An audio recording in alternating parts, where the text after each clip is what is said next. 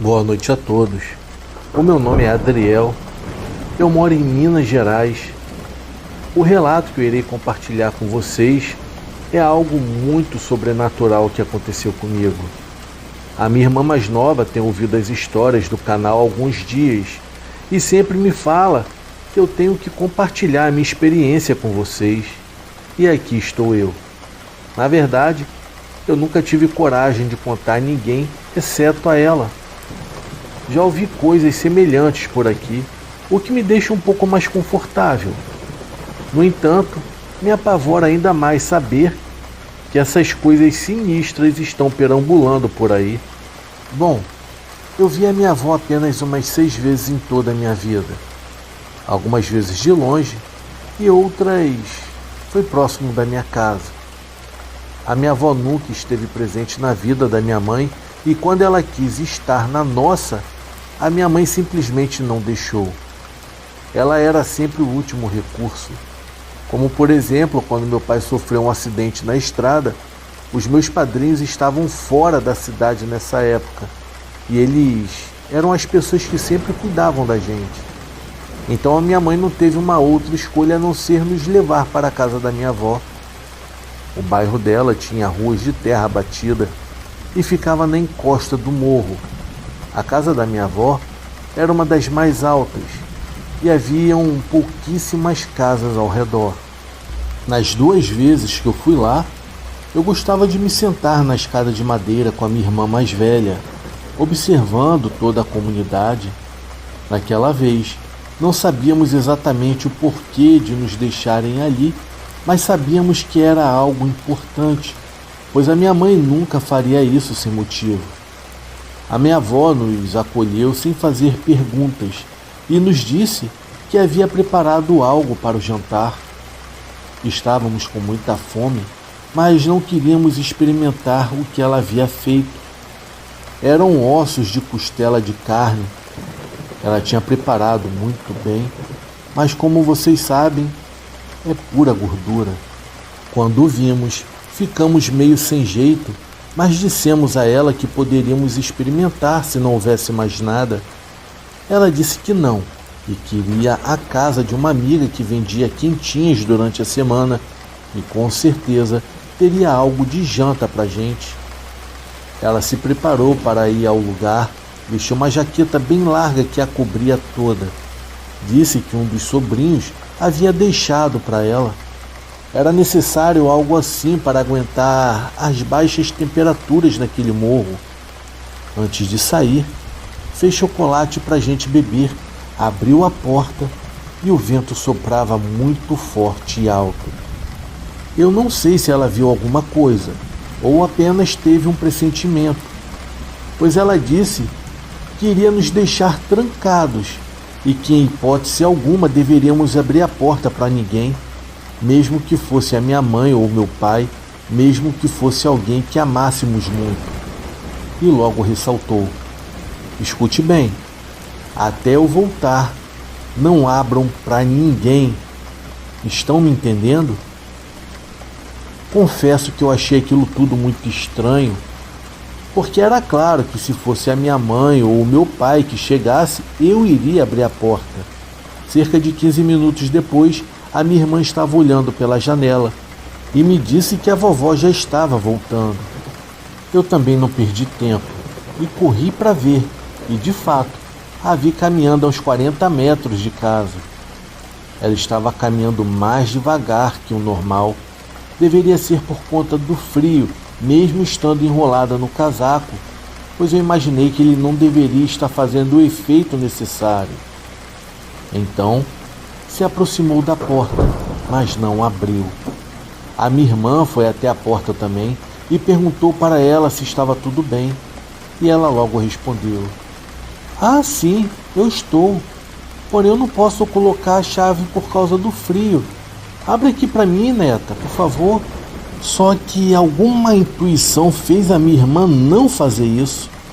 Ela apenas ficou parada na frente da porta. Eu vendo aquilo, me aproximei e perguntei se realmente estava tudo bem. Ô, meu filho, abre a porta aqui para a vovó, está muito frio. Ela falou mais uma vez. Só que eu achei muito estranho. E eu disse para ela que não, que ela mesma tinha que abrir, já que estava com a chave. Então a minha avó começou a murmurar: "Ah, meu Deus, eu vou morrer de frio. Vocês vão me matar aqui." Ela falou em um tom bem estranho. "Vamos, gente, abre essa porta. Vocês vão me matar aqui. Tá muito frio." Disse ela novamente. E logo começou a andar pela lateral da casa. Vimos pela janela que ela se virou para olhar para trás com uma expressão de ira que nunca tinha visto a minha avó ter. Ela seguiu em direção à porta dos fundos, então corremos rapidamente para verificar se estava fechada. "Vocês irão me matar de frio. Abra logo isso."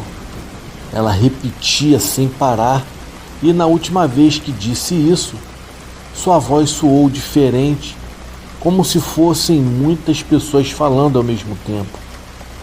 Isso nos deu muito medo. Eu fui para a porta dos fundos verificar e a minha irmã ficou olhando pela janela. Quando me virei para ver na rua de terra, a minha avó estava andando com aquele casaco enorme novamente. Dessa vez, estava com sacolas e acredito que era o nosso jantar. Só que lá atrás, na outra porta, aquela outra pessoa, o que quer que fosse, estava batendo e não parava de repetir sobre morrer de frio. Então fizemos o sinal para minha avó verdadeira que tinha acabado de chegar. Falei para ela tomar cuidado, pois havia alguma coisa lá fora. Ela se aproximou da gente e disse enquanto abria a porta: "Fique em silêncio. Eu já cheguei e estou aqui. Não façam barulho." Expliquei a ela que algo parecido com ela estava lá atrás batendo na porta. A minha avó arregalou os olhos e correu para a cozinha e pediu para ficarmos no corredor. E em seguida ouvimos ela gritar: "Cruz credo, Jesus Maria José, o que é isso, meu Deus?" E em seguida falou para alguém sair e nos deixar em paz e que não iam mexer com a família dela. Depois de alguns minutos, ouvimos ela caminhando de volta. Estava pálida e depois de um tempo em silêncio se desculpou por ter nos deixado sozinhos e que a comida já estava infelizmente fria. Perguntamos a ela o que havia acontecido, o que era aquilo que tentou entrar em casa se passando por ela. Mas ela não respondeu, apenas desconversou. Depois do jantar, nos deitamos e logo em seguida dormimos profundamente. Mas sei que ela ficou a noite toda orando, pois por algumas vezes, quando eu acordei, dava para escutar perfeitamente as orações da minha avó. Quando a minha mãe nos pegou no dia seguinte, ela nos contou que meu pai estava no hospital, mas estava fora de perigo. Agradeceu a minha avó por cuidar da gente e perguntou como foi. Dissemos à nossa mãe que havíamos nos divertido muito e que a minha avó havia cuidado da gente muito bem e que gostaríamos de voltar logo para vê-la.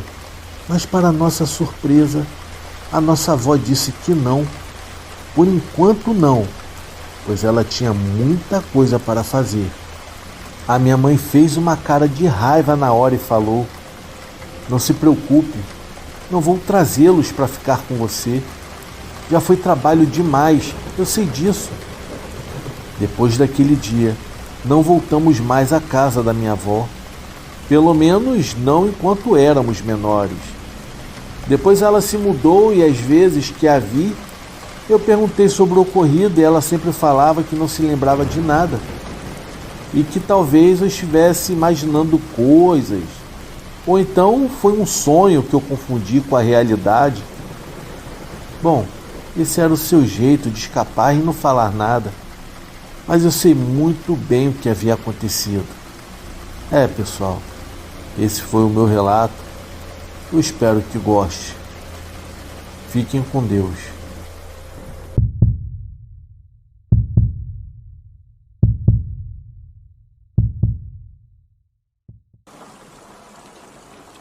Atualmente eu tenho 24 anos de idade e até os meus 19 anos eu não acreditava em fantasmas ou assombrações. Porém, depois do acontecido que eu contarei a seguir, tudo mudou. Este é o meu relato. Tudo começou quando meu primo do nada começou a pedir para mim parar. O meu primo falou em voz baixa, olhando para o meio do mato. Eu parei e perguntei para ele o que foi. Ele então me respondeu que tinha visto um homem por detrás de uma moita e este homem estava olhando para a gente. Eu olhei para a moita e não vi ninguém e disse para ele: calma aí, deve ser alguém que vive por aqui por perto. Já fazia quase 1 hora em que havíamos saído da estrada e caminhávamos pelo meio do mato, indo em direção à fazenda do meu tio, no caso, o pai do meu primo. Segundo meu primo, o bendito atalho encurtaria a distância pela metade. Eu já estava preocupado e o céu estava escuro e fechado, e o cheiro de chuva anunciava um pé d'água que se aproximava e a escuridão da noite chegava à minha frente. O meu primo caminhava, levantava a cabeça e olhava e dizia: tá perto, daqui a pouco a gente chega. Como eu não conhecia o tal atalho, eu segui o meu primo calado, pedindo a Deus que o perto fosse verdade e que pelo menos a gente chegasse antes da chuva. Mas infelizmente a chuva chegou primeiro, mais cedo até do que eu pensava. E chegou com vontade. A chuva era grossa, acompanhada de um vento frio que doía até os meus ossos. O meu primo naquele momento já não falava mais nada, nem se estava perto ou longe. Eu estava ficando bem preocupado com toda aquela situação. Depois de vários minutos caminhando, ensopados dos pés à cabeça, o meu primo parou e, apontando para uma velha cabana, disse: vamos lá para dentro, vamos esperar essa chuva passar. E se tiver dono? Preocupado eu perguntei: tu tá maluco? E se tiver dono? Melhor ainda, respondeu ele. Caminhamos então até a porta da cabana. O meu primo chamou pelo dono e bateu, mas ninguém respondeu. Como a porta não estava trancada, resolvemos entrar e esperar pelo dono do lado de dentro, pois lá fora a chuva estava acabando com tudo. Nós entramos, fechamos a porta e acendemos uma lamparina velha que estava sobre uma mesinha. Então eu olhei para o meu primo e perguntei: e agora, o que faremos? Vamos trocar de roupa e esperar o dono voltar, respondeu meu primo. E assim fizemos. Tiramos as roupas das mochilas que levávamos e trocamos e ficamos esperando. A cabana era de um tamanho razoável. Havia um fogão de barro com bule e uma panela sobre as chapas, alguns enlatados numa prateleira do outro lado, uma cadeira, uma cama nos fundos, um velho rádio sobre a mesa. Haviam janelas, umas roupas e outras coisas velhas que estavam penduradas em ganchos por todas as paredes. Estava também tudo empoeirado, como se a cabana tivesse sido abandonada há anos. Meu primo puxou um toco que estava do lado da mesa e sentou. Eu puxei a cadeira e também me sentei. Primo, eu acho que aqui não vive ninguém, eu disse. De qualquer maneira, vamos ficar por aqui até a chuva passar, respondeu meu primo. Lá fora, a chuva caía e caía com vontade, tão grossa que até parecia que São Pedro estava jogando água com uma bacia e era impossível pensar em seguir caminhando.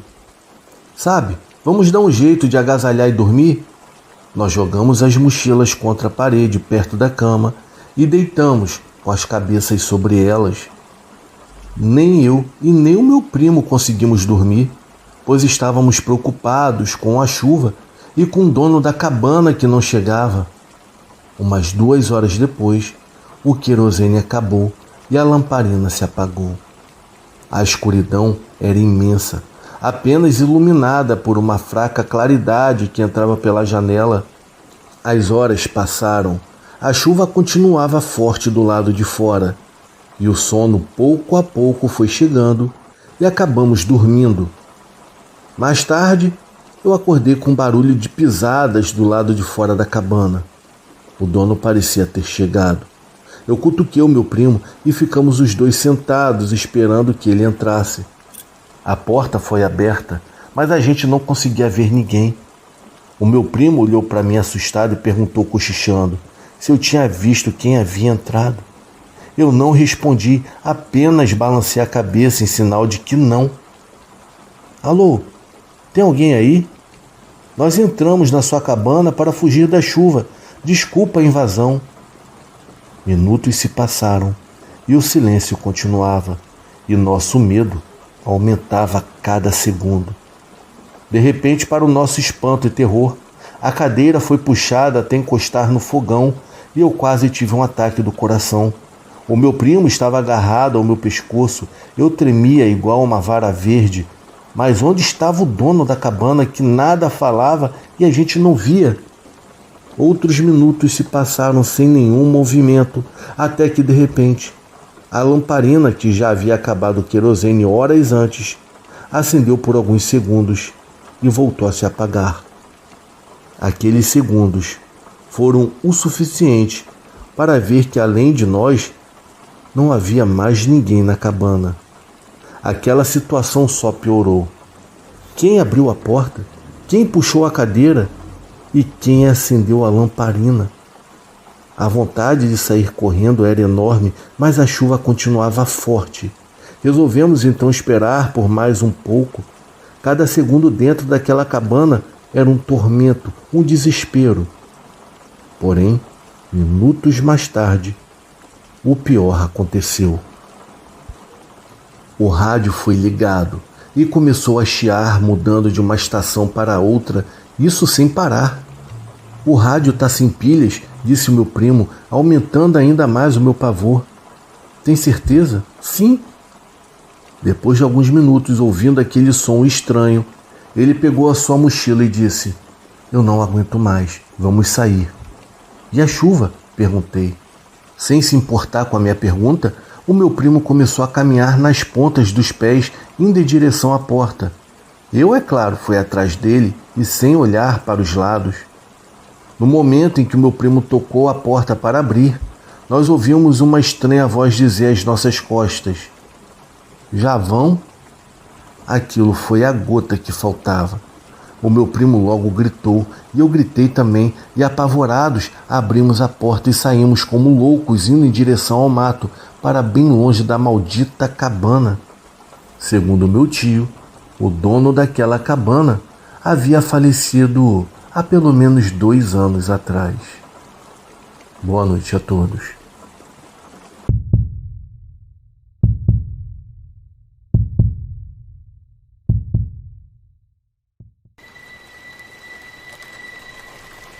Boa noite a todos. O meu nome é Luísa Mendonça. Eu quero contar um relato que aconteceu comigo na Semana Santa. Na época, eu tinha 17 anos. Eu sou natural da cidade de Durandé, mas por motivos familiares, eu vim morar em Caratinga. Desde muito nova eu sou apegado à igreja e quando eu cheguei à idade certa, consequentemente, entrei no grupo de jovens. Nesses grupos são realizadas diversas atividades de integração relacionadas ao culto a Deus e à caridade. A partir daí, eu comecei a conviver com muitos amigos, principalmente do meu bairro, a ponto de estarmos sempre juntos. Os nossos coordenadores de grupo eram um casal bem conhecido na cidade e certo dia falaram que finalmente iríamos ter a experiência de um retiro. Para quem não conhece, retiros são uma prática realizada pela igreja para juntar grupos de jovens e consistem em ficar na igreja e ir para eventos e a lugares santos ou até mesmo acampamentos religiosos. Tudo isso para realizar atividades que fortalecem a nossa fé no Senhor. O meu grupo de amigos ficou muito animado com a notícia, pois seria a primeira vez para todos nós. Os coordenadores nos disseram que partiríamos na sexta-feira da semana seguinte, justamente na Sexta-feira Santa, e que só retornaríamos para casa no domingo de manhã. Saímos da igreja aproximadamente às 9 horas da manhã em direção à cidade de Santa Isabel para a sua paróquia. Chegamos lá por volta das 11h30 da manhã. Descemos do ônibus e o padre nos cumprimentou e nos acompanhou pelas instalações. Ele mostrou os nossos quartos e a esplanada onde passaríamos a maior parte do tempo. Nossos coordenadores nos separaram em 2 grupos, um de homens e o outro de mulheres, e nos designaram para 2 quartos grandes e diferentes. Depois pediram para nos vestirmos com roupas bem confortáveis, pois já iríamos iniciar as nossas atividades e também haveriam algumas dinâmicas. Então houve um almoço e o dia passou de forma completamente normal, com brincadeiras, orações e algumas rotinas. Depois de um dia bem cansativo, mas de forma positiva, e quando já era tarde da noite fomos dormir, cada um de nós foi para o seu quarto. Após muitas risadas e conversas, eram mais ou menos umas 2 horas da manhã, foi quando começamos a sentir vibrações estranhas. O clima ficou pesado, como se algo estivesse para acontecer.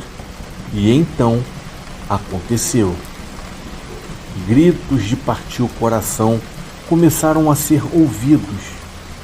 Era de dar medo em qualquer um.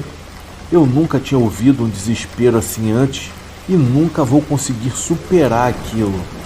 Embora com medo, fomos verificar o que estava acontecendo. Foi aí que vimos o André muito assustado correndo pelo corredor. Ele nos contou que o Igor tinha começado a se comportar de uma forma estranha e começou a rir sozinho e de um jeito muito assustador. Logo em seguida, falou que iria fazer a barba do nada, mas ele nem sequer tinha muita barba. Igor continuou agindo de uma forma muito estranha, nem parecia ele. Saiu em direção ao banheiro e fechou a porta. Momentos depois, os gritos começaram. Foi aí que todos correram para ver o que estava acontecendo e encontraram o Igor saindo com uma navalha. O seu rosto e braços estavam machucados. Nessa hora ele voltou a se machucar e começou a rir. Nós até que tentamos contê-lo, mas as risadas só aumentavam. Eram gargalhadas horríveis, de um jeito muito assustador. O pior foi quando ele começou a rezar em latim, ali mesmo nos corredores da igreja. Eles tentaram falar com ele, mandando que parasse, mas o Igor apenas parou de falar aquelas coisas e ficou fazendo zombarias e encarando a todos. Foi muito assustador. Os gritos não paravam de ser ouvidos. De repente, quando o André nos contava o que aconteceu, aqueles barulhos incessantes começaram a ser ouvidos cada vez mais alto. Foi aí que percebemos que o Igor estava vindo em nossa direção. Ele estava de 4, como se fosse um animal. Por um momento ficamos paralisados, mas um segundo depois começamos a correr em direção ao quarto do padre. Quando acordamos o mesmo, ele parecia um pouco chateado, como se pensasse que estivéssemos fazendo alguma piada. Mas quando ele ouviu os gritos, na mesma hora saiu correndo pelos corredores e encontrou o Igor no meio da esplanada. Quando o padre se aproximava, Igor começou a ficar muito mais agressivo. O reverendo pediu que agarrássemos ele e para termos muita fé. Quando finalmente conseguimos, alguns deram as mãos e começaram a rezar. O padre nos dizia que a partir de então não pararíamos. Não importava o que acontecesse, era para continuar rezando. O vento começou a soprar pelos corredores, mas tudo estava fechado. O Igor gritava em todos os cantos como se fossem milhares de almas sofrendo. As orações competiam com os gritos dele e com todas as palavras horrendas que ele gritava. Ele gritava até ofendendo a Deus, Maria e a todos os santos. Eu ainda queria acreditar que tudo era loucura e que havia algo muito sério acontecendo com ele. mas que era coisa da mente, até que sua voz mudou de uma forma inexplicável. Era uma voz grossa, muito assustadora, que começou a falar em inglês, latim e alemão, era tudo misturado. Era uma voz que falava frases com perfeição e que não parecia sair daquele garoto de apenas 15 anos de idade. Depois que o padre fez uma oração também em latim, os gritos pararam, as vozes se silenciaram e o garoto desmaiou e em seguida caiu no chão. Depois daquilo não havia mais como dormir, embora os nossos organizadores pedissem para irmos para os nossos quartos. Quando foi logo pela manhã, procuramos o Igor e ficamos sabendo pelo filho do organizador que ele estava em um quarto com o padre e todas as freiras e que eles não saíram de lá desde aquele horário. O pessoal mandou todo o resto de nós irmos para casa e depois de 2 dias, enfim conseguimos falar com o Igor. Mas ele não era mais o mesmo. Depois de muita insistência, ele acabou nos contando o que vivenciou. Disse que passou horas ouvindo vozes que o chamavam. Via sombras e tinha um sonho recorrente onde 3 seres vestidos de preto entravam em seu quarto e falavam que iriam levá-lo embora. Mas graças a Deus ele está bem. Nós que vivemos aquela noite ficaremos marcados pelo medo do paranormal. Isso vai deixar uma marca em mim para sempre, no qual eu nunca irei me esquecer. Boa noite.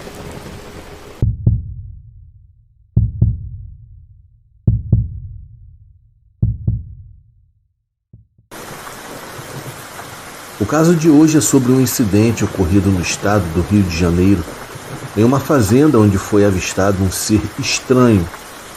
Hoje eu irei falar sobre o caso do humanoide na Fazenda Velha. Este texto é baseado em pesquisas sobre o assunto que eu fiz pela internet. Nova Friburgo é uma cidade localizada no centro-norte do Rio de Janeiro, situada a cerca de 846 metros de altura. Algumas fontes apontam um pouco mais alto, sendo o segundo município mais populoso da região serrana, com uma população estimada em 204 mil habitantes, conforme o censo de 2022. A cidade foi fruto de uma colonização planejada pelo rei Dom João VI, que trouxe imigrantes germânicos entre 1819 e 1820. 265 famílias chegaram ao Brasil, totalizando cerca de 1.400 imigrantes que batizaram a cidade de Nova Friburgo, em uma homenagem à cidade suíça onde vieram, Friburgo. No entanto, a história de hoje se passa anos depois. Foi em 1973, na Fazenda Velha, uma propriedade de João Saglart, localizada em Amparo, um distrito de Nova Friburgo. O vale onde a fazenda se encontra tem cerca de 800 metros de largura, cercado por colinas e repleto de plantações de milho, café, cana-de-açúcar, rosas e diversas árvores frutíferas. Para manter tudo em ordem, vários funcionários trabalhavam na fazenda e entre eles estava Edmundo Cardoso de Oliveira, um jovem de 19 anos, descendente de imigrantes suíços. Ele havia cursado até a 4ª série do ensino primário, algo comum na época, já que os estudos eram frequentemente abandonados em prol do trabalho. A família de Edmund era muito humilde, tanto que eles não possuíam aparelhos eletrônicos como TV ou rádio. Em um dia de agosto daquele ano, por volta das 2 horas da tarde, Edmund estava sentado sob uma laranjeira. Ele estava descascando uma laranja durante o seu intervalo. A cerca de 15 metros de distância, ele percebeu que as folhas de uma jabuticabeira se moviam. Era como se uma ventania estivesse passando por ali. Estranhamente, as árvores ao redor permaneciam imóveis. Intrigado com toda aquela situação, Edmund olhou através dos galhos da laranjeira e viu uma esfera reluzente perto da jabuticabeira. O curioso é que ele se aproximou para ver melhor. O objeto era redondo, levemente ovalado, com cerca de 2 metros de diâmetro e flutuava a 50 centímetros do chão. Esse objeto emitia um brilho intenso como alumínio azulado que dificultava a visão de Edmund, a ponto de seus olhos doerem ao olhar diretamente.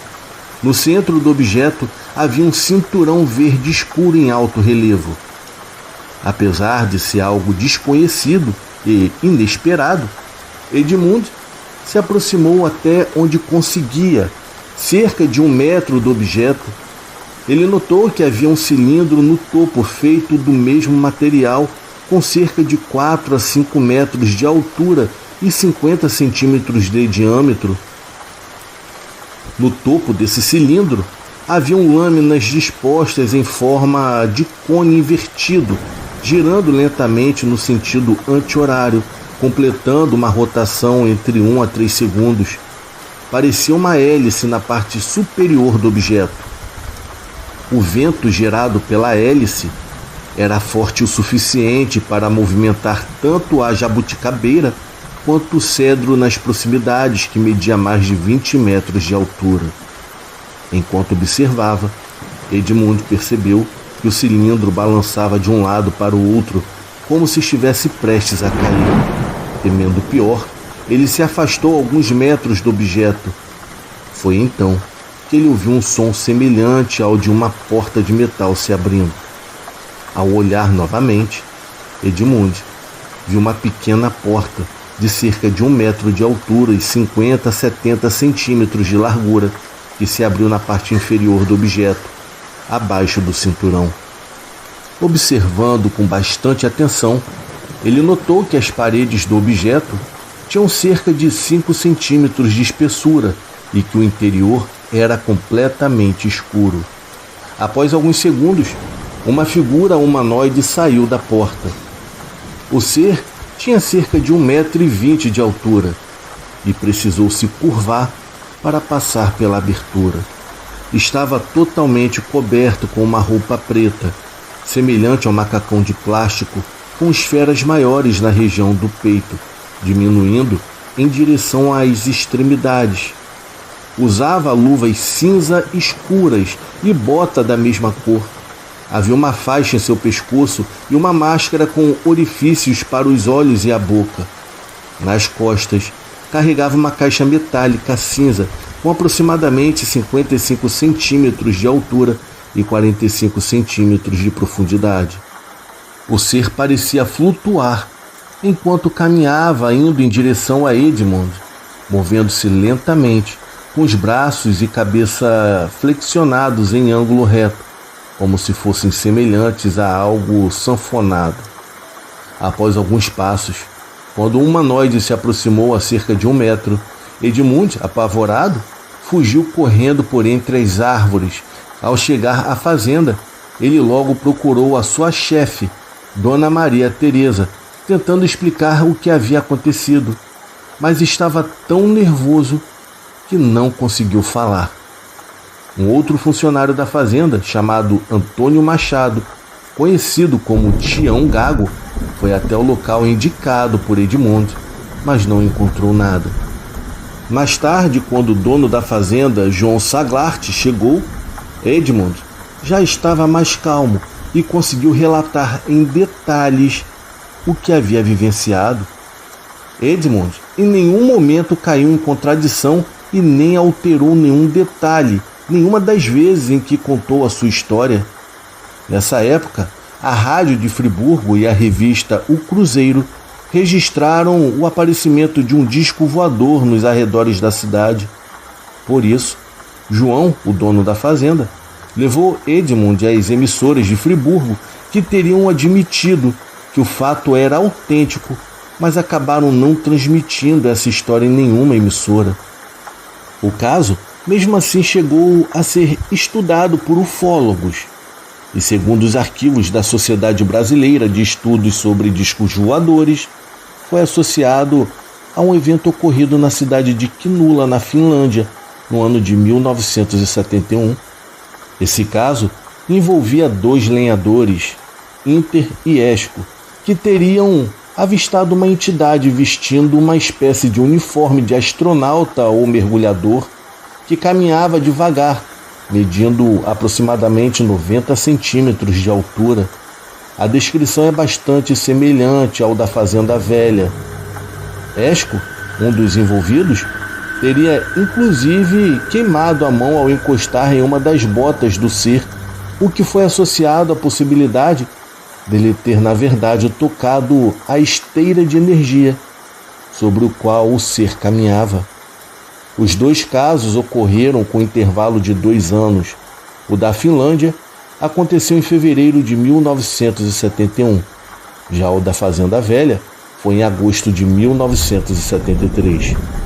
O caso foi amplamente investigado e o texto original usado por esse roteiro é o mesmo que consta nos arquivos da Sociedade Brasileira de Estudos sobre Discos Voadores, que garantem terem visitado o local diversas vezes.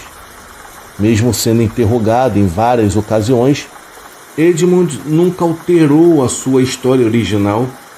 Ele não tinha conhecimento prévio de nada semelhante, o que dificultou a sua descrição do ocorrido, pois ele sequer sabia o que tinha visto, mas estava certo de que se tratava, na verdade, de um contato imediato com extraterrestres.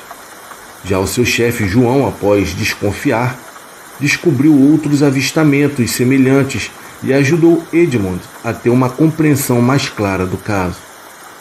Edmund chegou a fazer alguns desenhos e também descreveu a cena para alguns desenhistas. Quando os desenhos sobre a história ficaram prontos, ele os aprovou na hora, considerando-os bem próximos do que havia visto.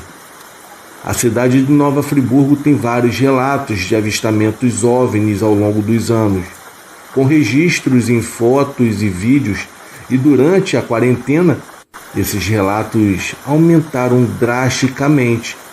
Um dos avistamentos ocorreu nas proximidades da mesma fazenda, em 17 de julho de 2020, lá por volta das 9h15 da noite.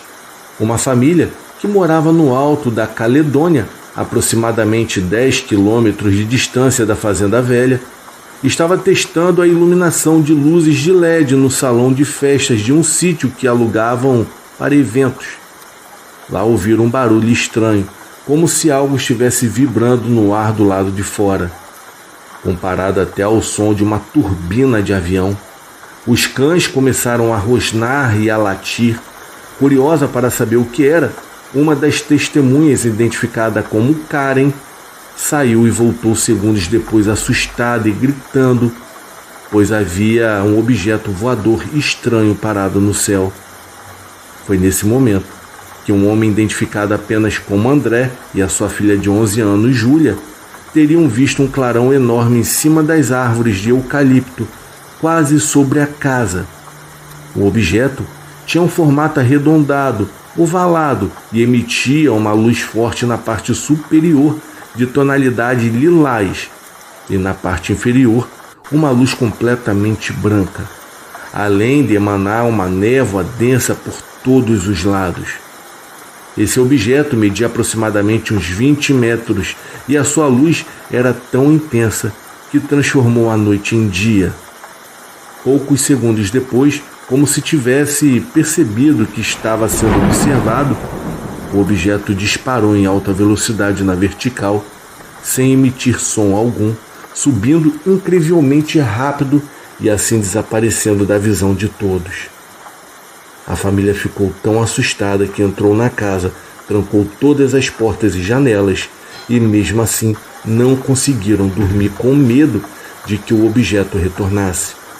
Eles foram entrevistados e deram detalhes sobre o tal avistamento, mencionando que as luzes do bairro teriam até se apagado algum tempo depois.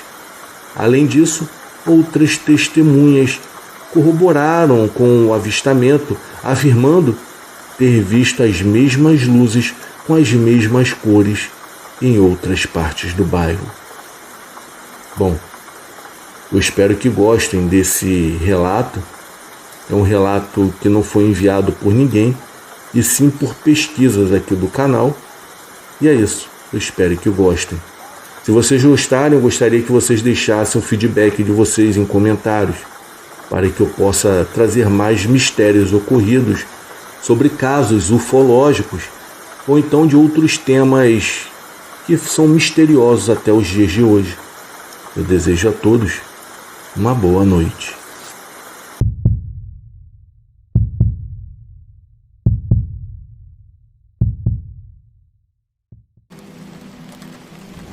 Boa noite a todos. Eu já acompanho o canal tem mais ou menos uns 4 meses, e a verdade é que eu sempre me surpreendo com as coisas do mundo, principalmente com os relatos sobrenaturais. Depois de um tempo, decidi falar sobre o que me aconteceu. Eu comecei a trabalhar em uma grande loja de conveniência, e o meu turno era das 11 horas da noite e saía às 7 horas da manhã. Desde o meu primeiro dia, eu senti um pressentimento estranho naquele local. Para ser sincero, eu tive medo de passar as noites ali, mesmo não estando sozinho, pois no total eram 6 pessoas que trabalhavam no turno da noite, e aos poucos eu fui conhecendo os meus colegas e acabamos nos tornando bons amigos. Em todas as madrugadas, tínhamos uma hora livre para comer alguma coisa. Ficávamos todos em uma salinha que era destinada às refeições, e sempre tínhamos o hábito de contar relatos de terror enquanto comíamos ou descansávamos. Geralmente eram histórias de fantasmas. Os meus colegas acreditavam muito no paranormal, pois todos tiveram experiências com aparições, principalmente ali na loja. O responsável do turno nos contou que naquela loja, especificamente na área onde ficam os frios, aparecia uma criança. Alguns dos meus colegas afirmavam que também já tinham ouvido o choro e até mesmo visto a sombra de uma criança caminhando entre os corredores. Mas durante um mês, tudo correu normalmente no nosso turno. Eles sempre colocavam músicas altas para aliviar a tensão e falavam que era para não ouvir os gritos de mulher que acontecia. Segundo as teorias, era a mãe da criança que aparecia ali na loja. Em uma daquelas noites, enquanto arrumávamos os corredores, objetos eram jogados das prateleiras para o chão, como se quisessem nos acertar. Várias vezes perguntamos ao gerente se podíamos olhar as câmeras para ver o que haviam capturado, mas ele sempre se recusou. Dizia que isso não era coisa para nossa função. Depois de muito tempo, as coisas mudaram no meu trabalho. Para começar, não podíamos mais sair para comer juntos. Em uma noite, quando um dos meus colegas voltou do horário da refeição, nos contou que no depósito ele ouviu algumas vozes e elas estavam pedindo por socorro. Mas não era como antes, não era uma voz que se ouvia e desaparecia. Então fomos até lá e podíamos realmente ouvir uma voz de alguém. Os barulhos que essa mulher fazia ficavam cada vez mais altos, mas pela janela da porta podíamos ver que não havia absolutamente ninguém lá dentro. Nas semanas seguintes, aqueles barulhos se tornaram cada vez mais intensos. O que nos mantinha mais tranquilos era que não víamos nada lá dentro. Teve uma noite onde todos estavam arrumando mercadorias que haviam acabado de chegar. Davi e o Pablo pegaram algumas caixas e foram em direção ao fundo do depósito. Não demorou muito para voltarem. Eles pareciam muito mal, estavam pálidos e tremendo. Ao vermos aquele cenário, perguntamos o que havia acontecido e eles não paravam de repetir: nós vimos, nós vimos, nós vimos. Depois que eles se acalmaram, nos contaram que viram uma criança, e essa criança deveria ter uns 8 anos de idade, e ela estava encarando eles. Em seguida, essa criança correu por detrás dos freezers. Então, eles foram lá para conferir e não viram nada. A criança havia desaparecido. Ali eles tiveram certeza que era algo que não era desse mundo. Depois daquele acontecido, graças a Deus, nenhum da gente viu e nem ouviu mais nada durante uns 7 dias. Porém, ficamos todos muito assustados. Então teve uma noite, eram por volta das 2 horas da manhã, eu saí para o meu horário do lanche. Eu estava tão cansado que eu preferi aproveitar esse tempo para tirar uma soneca. A área da sala de jantar era muito pequena e mal cabiam 2 mesas. Eu afastei as mesmas e me deitei embaixo, apaguei a luz e adormeci aos poucos. Eu estava tão cansado que eu nem me lembrei de assombração nenhuma. Foi quando, depois de um tempo, eu fui acordado pelo som de uma risada. Eu tenho certeza que eu havia escutado a voz de uma criança. O som vinha do outro lado da sala. Eu não queria olhar, então tentei voltar a dormir mesmo assim, ignorando o fato de ter escutado aquela voz. Naquele mesmo instante, eu senti como se alguém tivesse tocado no meu ombro. Eu fiquei tão assustado que eu me levantei com medo e saí da sala imediatamente. É lógico que eu não quis contar nada para ninguém, até mesmo para não assustar ainda mais os meus outros companheiros de trabalho.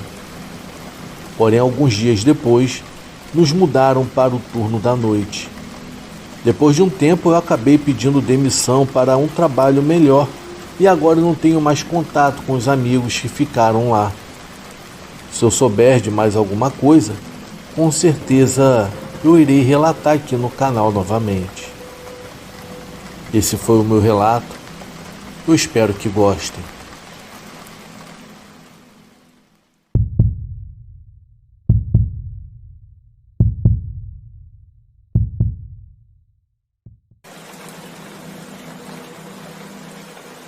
Olá a todos da família Canal Terror e Chuva. Eu acompanho esse canal desde quando ele tinha 1.500 seguidores. Eu sou muito fã de histórias sobrenaturais e dessa vez eu gostaria de contar a minha experiência. Eu não queria contar isso antes porque eu tinha medo das pessoas zombarem de mim, porque é algo que aconteceu e talvez alguém possa me dizer com mais certeza o que era aquilo. Eu sou de Caruaru, em Pernambuco. Omiti o nome do meu bairro, até mesmo para evitar transtornos para mim. Isso foi há poucos dias, embora não seja uma área rural, porém ela é cercada por alguns montes, pois é uma comunidade muito carente. Teve uma tarde em que eu estava com um amigo chamado Carlos e realmente não tínhamos muito o que fazer. Decidimos então caminhar nesse tal monte. Devo esclarecer que quando viemos morar lá, a nossa diversão era subir no morro para explorá-lo e nos distrair. Hoje em dia o lugar expandiu e está bem diferente, com muitos problemas, incluindo o tráfico, que torna o local não muito seguro. Mesmo assim, caminhamos por aquele morro até chegarmos no seu limite.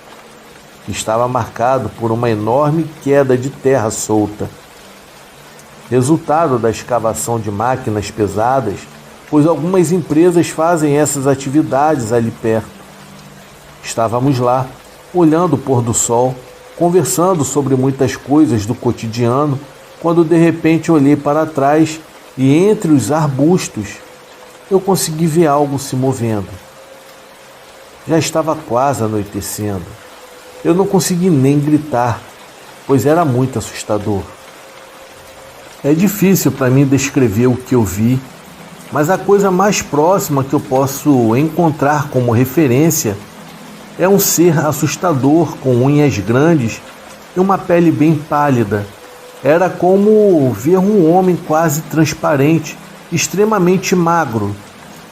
Nessa hora eu me joguei ladeira abaixo e saí correndo. O Carlos não perdeu tempo e me seguiu. E quando chegamos lá embaixo, Eu estava desejando ter alucinado aquilo.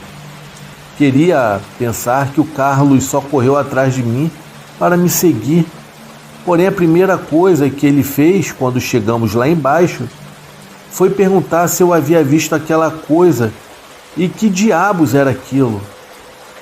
Depois disso, eu sabia que infelizmente não tinha imaginado coisa nenhuma. Quando foi no dia seguinte, nos encontramos no parque e contamos para um outro amigo.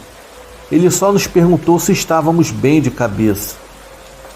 No entanto, sabemos que no fundo aquilo que nós havíamos visto era real.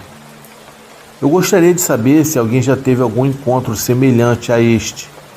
A minha avó também afirmou que foi por estarmos na Quaresma e bem na Semana Santa.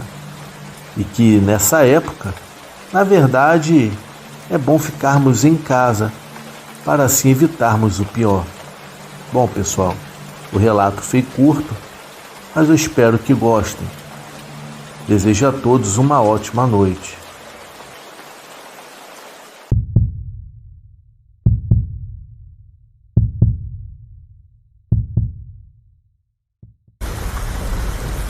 A história que eu trago hoje aconteceu há muitos anos com um homem chamado Denilson, na zona rural de Bofete, no estado de São Paulo. A partir daqui, a história será contada do ponto de vista dele. Lá no fim do mundo, onde eu morava com a minha família, havia uma estrada de terra batida que passava em frente à nossa casa. Ela não era muito usada.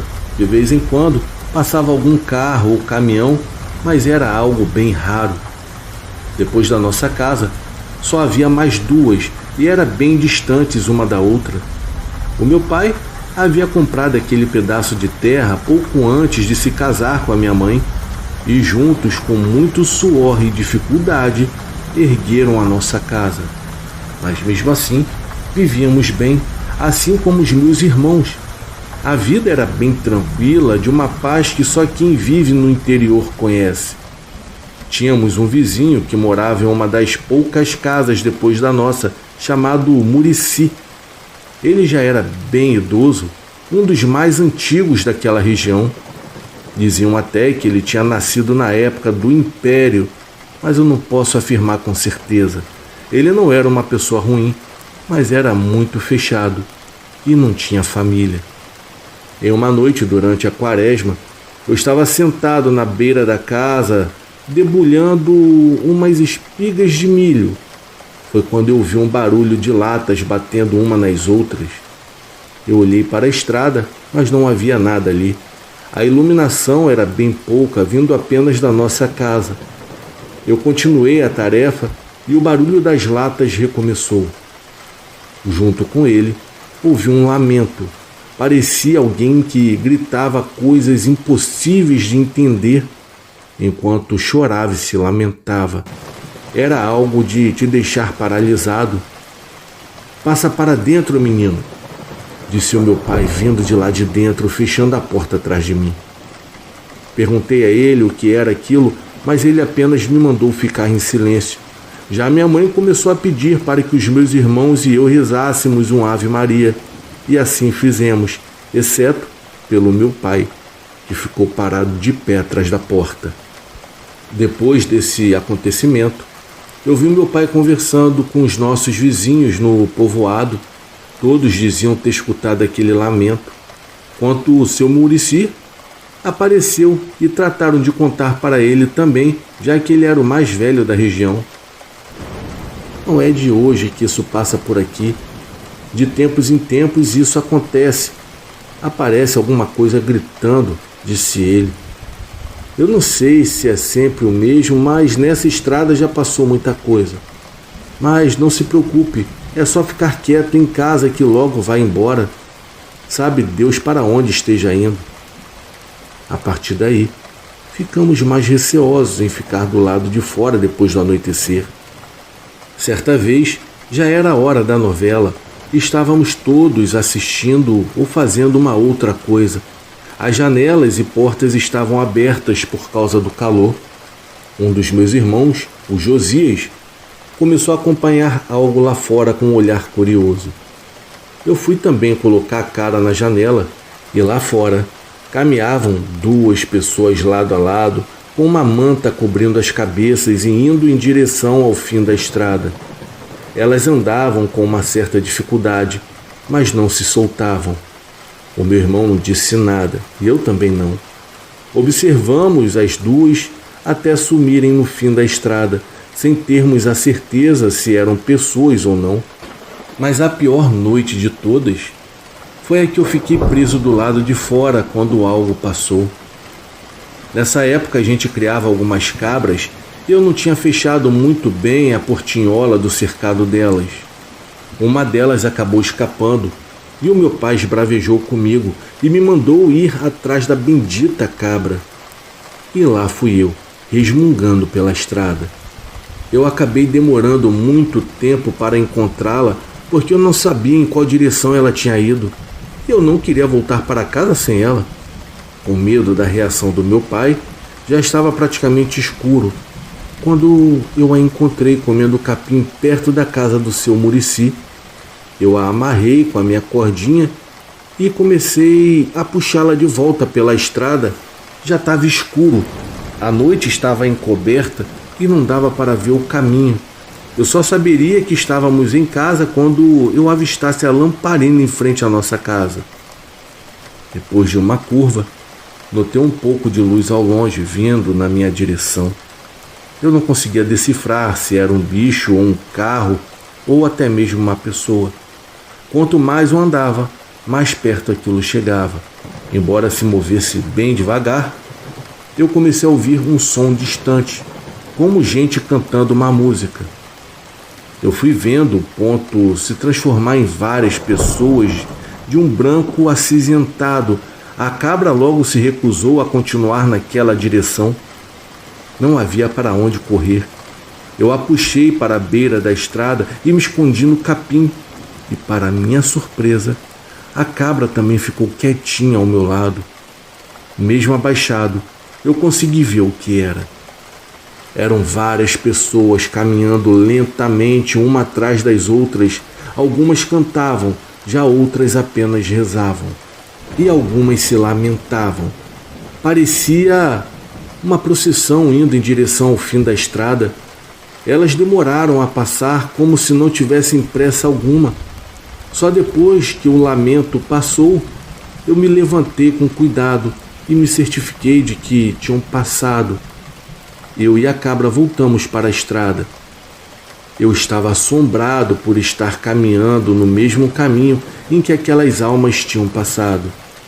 Quando finalmente cheguei em casa, vi que todas as portas e janelas estavam fechadas. Eu comecei a gritar para que abrissem.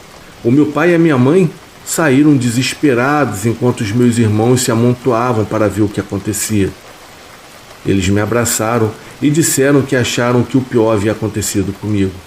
A minha mãe chorava e agradecia a Deus, enquanto meu pai culpava a cabra pelo que tinha acontecido. Depois de um tempo, eu soube que eles também tinham ouvido a tal procissão passar e temeram pela minha vida. Dizem que não se deve olhar para a procissão, muito menos estar na estrada quando ela passa. Aquele foi o dia mais assustador de toda a minha vida. Ainda ouvimos algumas coisas estranhas do lado de fora nos anos em que moramos lá. Com o tempo, mais casas surgiram e hoje a estrada é toda asfaltada.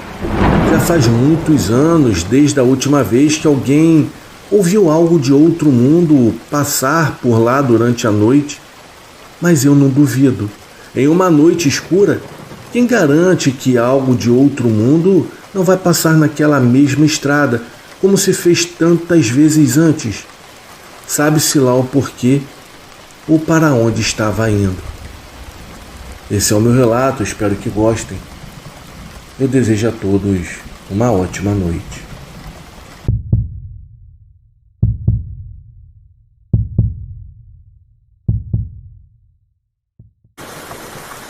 Esse fato aconteceu comigo e foi em uma cidade do interior da região de Araraquara.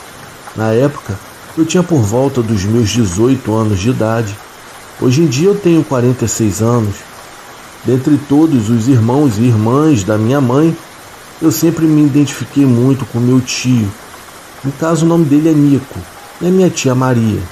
Ambos eram solteirões e depois que a minha avó ficou viúva, ficaram morando com ela até o fim dos seus dias.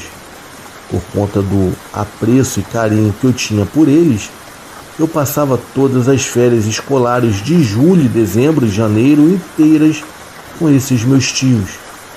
O episódio que eu irei compartilhar aconteceu em um domingo da última semana de férias. Já os meus tios e primos, que também moravam na capital assim como eu, já estavam retornando para as suas casas. As festas de fim de ano passaram e as férias também, mas eu ainda ficaria mais uma semana. Um primo havia comprado no CEAGESP um casal de coelhos enormes de raça, cada um pesando quase 10 quilos.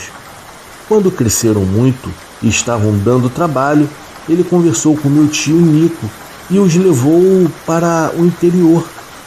A casa era grande e o quintal era enorme, parecido com uma pequena chácara com pomar e galinheiro. O meu tio logo fez um viveiro grande, onde cada coelho ficava em seu compartimento. Assim ele evitaria a reprodução desenfreada dos orelhudos. No final da tarde daquele domingo, todos passaram para se despedir, pois a casa ficava na saída da cidade, praticamente na zona rural. Dali, acessavam a rodovia local, que ia em direção à rodovia Washington Luiz. Quando caiu a noite, a cidade estava pacata. Nós jantamos e o calor estava insuportável. O meu tio e eu ficamos conversando na varanda até umas 11h30 da noite, enquanto a tia Maria assistia a televisão. Não demorou muito para que o sono batesse e fomos dormir. Na casa havia um vira-lata velhinho, o nome dele era Toquinho, que apesar de idoso, sempre estava em alerta e dava alarme, latindo muito quando necessário. A bagunça aconteceu pouco antes da meia-noite. Estávamos cansados e fomos acordados pelos latidos incessantes do velho cachorrinho. O meu tio e eu saímos para o quintal e ele deu uma bronca no Toquinho, pois às vezes ele exagerava nos latidos. Acendemos as luzes e fizemos uma volta pelo quintal, tentando assim identificar a causa daquele escândalo todo. No silêncio, não havia nada lá, então voltamos a dormir. Quando já passava de 1h da manhã, Toquinho começou a latir novamente. O meu tio levantou em um pulo e fui logo atrás dele. Eu nem tinha percebido, mas quando abrimos a porta, além das lanternas, ele tinha seu revólver calibre 38 carregado na outra mão. Naquele momento eu fiquei apreensivo, pois ele estava nervoso. Semanas atrás, havia ocorrido também um furto de um botijão de gás vazio e algumas roupas do varal. Ai, se for algum espertinho, vai levar chumbo para aprender a não roubar nada de ninguém. Ele comentou bem chateado. Fizemos então uma outra volta pelo quintal, mas nada parecia fazer sentido. Voltamos para o interior da casa e mal fechamos os olhos quando o escândalo começou de novo. Claudinho, o meu pai chamou o Cláudio também. Pega a tranca da porta e vai pelo fundo, que eu vou pela frente. A tranca da porta era um pedaço de 1,20 de madeira usinada de 5x5. Ao abrir a porta da varanda dos fundos e no escuro, eu vi um vulto correndo pela lateral da casa, indo em direção à saída. Pela porta da frente, o tio já esperava. Seja o que fosse, ele estava com o revólver carregado. O tio estava assustado, com os olhos arregalados. Ele me olhou sem graça e me perguntou: "Você viu?" "Não, tio. Não deu para saber o que era, eu só vi um vulto. O senhor o acertou?" "Não sei se eu acertei. Eu disparei a menos de 3 metros, mas eu acho que o bicho fugiu." Ele seguiu lentamente para o fundo do quintal, onde nos deparamos com o compartimento do viveiro que estava aberto e vazio. Quando entramos, ele me contou que um cão preto e enorme, meio magrelo e de pernas longas e com orelhas grandes, lembrando até um pastor alemão, os olhos arregalados até desproporcionais, veio do fundo em disparada. Passou por ele quando então efetuou o disparo. No entanto, sem dificuldades, aquela coisa saltou um muro de quase 2 metros de altura com uma coelha na boca. Até comentamos com poucas pessoas sobre o episódio. Alguns duvidaram, mas tanto eu quanto meu tio sempre soubemos que aquilo que vimos naquela noite não era um cão. Esse relato é verídico e não me importo com chacotas ou piadas, pois eu vi e relatei de maneira mais fiel possível aos meus amigos desse canal. Boa noite.